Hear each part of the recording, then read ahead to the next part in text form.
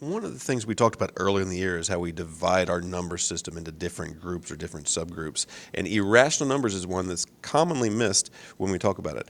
When we talk about rational numbers, we're talking about numbers that can be written as a fraction, has an exact decimal equivalent that stops or repeats.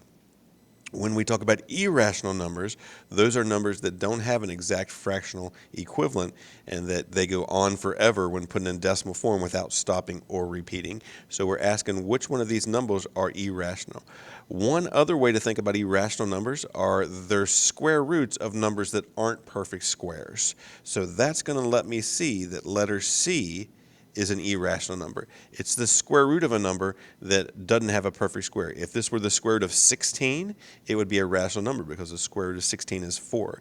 If it was the square root of 100, this is a rational number because the square root of 100 is exactly 10. This is rational because it's written as a fraction. The typical definition of a rational number is a number that has a fraction equivalent, which that is. And this is the one a lot of people picked. I'm guessing that probably almost half of us incorrectly picked this one. The repeating decimal is not irrational. Repeating decimals can be written as a fraction. As a decimal that stops or repeats, they're rational. We're looking for irrational. The only one of these that is irrational is that square root of 17. If you were to put that in your calculator, the square root of 17 equals, it's going to go on forever. It's never going to stop. It's never going to repeat because it doesn't have a fraction equivalent. It's an irrational number.